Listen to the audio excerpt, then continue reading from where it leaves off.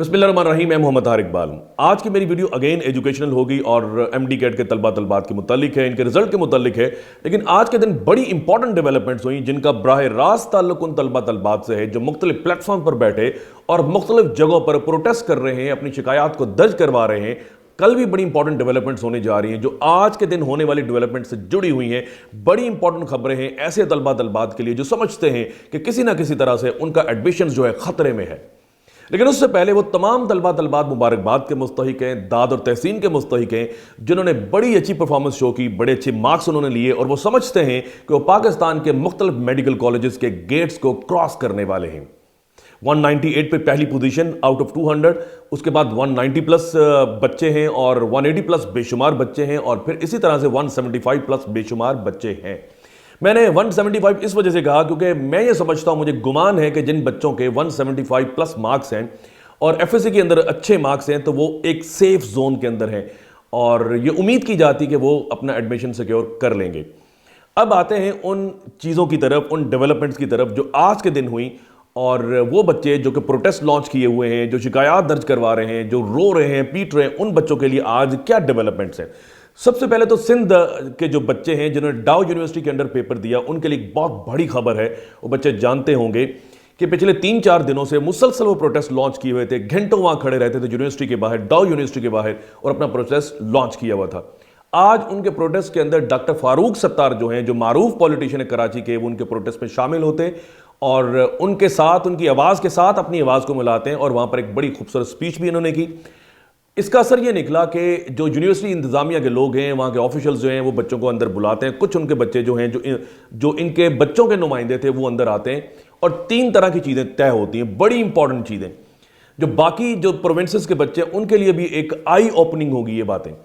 सबसे पहले ये बात तय होती है कि जी एमडी कैट 2022 का पेपर जो 13 नवंबर को हुआ वो उसे रीचेक किया जाएगा। लेकिन इससे भी इंपॉर्टेंट बात है, थर्ड पार्टी चेक करेगी। एक तो वो बंदे हैं, वो लोग हैं जिन्होंने ये पेपर बनाया, एक वो लोग हैं जो न्यूट्रल्स होंगे, जो आउटसाइडर होंगे, वो ये देखेंगे कि आया जो शिकायत बच्चों की है वो जायज़ है या नहीं। एक तो ये बात तय की गई आज। दूसरी ये बात तय की गई कि जो आउट ऑफ सिलेबस एमसीक्यूज है वो रिमूव कर दिए जाएंगे और तीसरी ये बात कि जी जो आंसर की है उसे भी ठीक किया जाएगा। तो ये 3 तरह की चीज़ें आज बच्चों के साथ बैठकर तय हुई और उन्होंने अपना जो प्रोटेस्ट है वो ख़त्म कर दिया।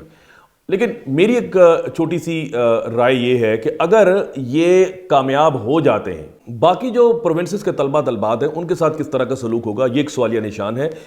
और अगर एक प्रेसिडेंट किसी प्रोविंस की तरफ से एक सेट हो जाती है तो फिर बाकी जो प्रोविंसेस के बच्चे हैं, जो बच्चे अच्छे मार्क्स लिए बैठे हैं, वो भी एक अपना मौक़िफ़ रखते हैं। उसके बाद पेशावर हाई कोर्ट में 2 केसेस किए गए थे। एक तो केस ये किया था आउट ऑफ सिलेबस एमसीक्यूज का और एक जो रिपीटर स्टूडेंट हैं उनके हवाले से था जी, इलेक्टिव मार्क्स के हवाले से। वो आज हम इसको भी डिस्कस करते हैं। आज पेशावर हाई कोर्ट ने बड़ा अच्छा वर्डिक्ट दिया इन बच्चों के हक में जो कि डिसग्रंटल्ड हैं, जो डिससेटिस्फाइड हैं, इन बच्चों के हक में फैसला दिया। और पीएमसी और ईटा जो है, जो कि यहां पर केपीके के अंदर पेपर कॉन्डक्टिंग अथॉरिटीज हैं, इनको कहा जी कल तक वो अपना जवाब दाखिल करवाएं आउट ऑफ सिलेबस एमसीक्यूज के हवाले से और जो रिपीटर्स बच्चे हैं उनके हवाले से। तो ये एक बड़ी इंपॉर्टेंट डेवलपमेंट है। कल तक वो अपना जवाब दाखिल करवा देंगे और ये जो कोर्ट की कार्रवाई है ये 1 दिसंबर तक एडजॉर्न हो चुकी है। ये अब दोबारा बैठेंगे 1 दिसंबर तक, लेकिन कल पीएमसी ईटा जो है अपने जवाब दाखिल करवाएंगे। एक ये इंपॉर्टेंट खबर है पेशावर के तलबा तलबात के लिए। लेकिन कोई भी एक प्रेसिडेंट किसी एक सूबे में अगर सेट हो जाती है तो पूरे मुल्क के अंदर उसके रिपल्स जो हैं वो महसूस की जाएंगी। तो ये दोनों बड़ी इंपॉर्टेंट खबरें थी जो वादे किए गए सिंध के तलबा तलबात से और जो बातें आज पेशावर हाई कोर्ट के हवाले से हुई, ये बड़ी पॉजिटिव है उन बच्चों के लिए जो नाराज़ हैं और अपनी शिकायत दर्ज करवा रहे हैं। फिर एक किस्म उन तलबा तलबात की है कि जिन्होंने 13 नवंबर वाले दिन टेस्ट दिया और रात को जब घर वापस आए और पाकिस्तान मेडिकल कमीशन ने जब अपनी की अपलोड की तो इन बच्चों ने जो कार्बन कॉपी को साथ लेके आए थे, जिनके पास बबल शीट की कार्बन कॉपी थी, इन्होंने जब की मैच की तो इनके 180, 70, 165, 150 नंबर बन रहे थे। लेकिन जब ऑफिशियल रिजल्ट आता है तो इनके 5, 10, 15, 20, 30 तक नंबर कम हो जाते हैं। तो इन बच्चों की शिकायत ये है कि अगर हमारे की के मुताबिक ही नंबर दिए जाएं तो हमारे अच्छे नंबर आ जाते हैं, हम दोबारा गेम के अंदर वापस आ सकते हैं।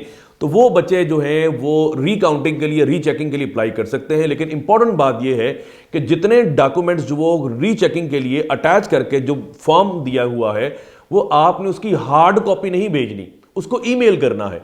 तो एक फॉर्म आपके सामने खुला हुआ है, university of health sciences Lahore, ये एक एग्जांपल है एक उन बच्चों के लिए जो बाकी प्रोविंसेस से भी ताल्लुक रखते हैं। Please email this form along with the required documents at. उसके बाद आप अपना नाम लिखेंगे, father's name, roll number, test centre और सिटी, मोबाइल नंबर, ईमेल, और आपके जो आपने मार्क्स खुद काउंट किए हैं की के मुताबिक वो इतने बनते हैं, जो ऑफिशियल रिजल्ट आया उसके मुताबिक इतने बनते हैं। उसके बाद लिखा हुआ है for recounting please attach the scanned copies of your attendance card. जो आपका एडमिटेंस कार्ड है, जो रोल नंबर स्लिप है, उसको आपने अटैच करना है। Carbon copy of your response form, जो बबल शीट है कार्बन कॉपी आप साथ लेके आए थे उसे आपने अटैच करना है। और फिर आपने CNIC या अपना बी फॉर्म जो है वो अटैच करना। इसकी इन सब चीज़ों की तस्वीर होंगी और इसकी भी आपने एक कॉपी प्रिंट निकाल कर इसके ऊपर सारे अदाद शुमार लिखने हैं और इसकी भी आपने तस्वीर लेनी है। फिर आपने इस ईमेल, जो ऊपर ईमेल दिया हुआ है, इस ईमेल में आपने अटैच करके इनको भेजनी है। उसके बाद आप एक और काम करेंगे, एक चालान निकलेगा, चालान एड्रेस दिया हुआ है, recounting fee challan of ₹3500 can be downloaded from, और ये आपने नेशनल बैंक ऑफ पाकिस्तान की किसी भी ब्रांच में जमा करवाना है और इसकी भी तस्वीर खींच लेनी है। तो आपके पास अब 5 चीज़ें हो गई। एक तो ये फॉर्म जिसको मैं पढ़ रहा हूं, इसको आपने सारा फिलअप किया। एक आपका चालान फॉर्म हो गया, एक आपका रोल नंबर स्लिप हो गई, एक कार्बन कॉपी हो गई और एक आपका बी फॉर्म हो गया। ये 5 तस्वीरें आपने लिखनी है और ऊपर दिया हुआ जो ईमेल एड्रेस है यहां पर आपने अटैच करके सेंड कर देनी है। तो आपको 3 दिनों के अंदर अंदर वो रिस्पॉन्ड कर देंगे। और इसकी लास्ट डेट है जी सैटरडे, नवंबर 27। मंडे वाले दिन या संडे वाले दिन आप अप्लाई नहीं कर सकेंगे रीचेकिंग के लिए। अब पाकिस्तान मेडिकल कमीशन के भी 3 तरह के नोटिफिकेशन सामने आए हैं और फ्रेशर और रिपीटर स्टूडेंट के हवाले से एक इंपैक्ट पड़ेगा, कुछ के हवाले से नेगेटिव और कुछ के हवाले से पॉजिटिव। पहला जो नोटिफिकेशन है वो इलेक्टिव सब्जेक्ट्स के हवाले से। मैं पूरी डिबेट आप लोगों के सामने रखता हूं। जो रिपीटर्स बच्चे हैं जिन्होंने पिछले साल FSC क्लियर की, उनके बड़े अच्छे नंबर आए, 1090+ नंबर भी आए। और जो फ्रेशर बच्चे थे वो समझते थे कि इस साल जो रिपीटर्स बच्चे हैं जब हमारे साथ कंपटीशन में होंगे तो उनकी तो परसेंटेज बहुत अच्छी बनेगी और वो हमारा एडमिशन जो है वो सफ़र होगा, क्योंकि इस साल बच्चों के 1020, 1010 और 1030 ये एवरेज मार्क्स आए हैं। और पिछले साल जो बच्चे हैं उनके 1050, 60, 70, 80, 90+ इवन मार्क्स आए हैं।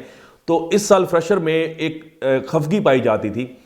अब ये नोटिफिकेशन सामने आया है कि जो पिछले साल के बच्चे हैं, रिपीटर्स बच्चे हैं, उनके सिर्फ इलेक्टिव सब्जेक्ट्स के मार्क्स काउंट होंगे। अब इसका मतलब ये है कि इलेक्टिव सब्जेक्ट्स के मार्क्स बनते जी 600। अगर किसी बच्चे के 540, 550 या इससे ज्यादा मार्क्स आए हैं तो 600 को सामने रखते हुए उनकी कैलकुलेशन होगी। एक तो ये बात है। दूसरी बात ये है कि MD-CAT 2021 जो रिजल्ट है, पिछले साल का जो MD-CAT का रिजल्ट है वो भी इस साल अप्लीकेबल होगा। एक ये बड़ी इंपॉर्टेंट बात है इस नोटिफिकेशन के अंदर। फिर तीसरी बात, क्लोजिंग डेट्स के मुतालिक बात की गई।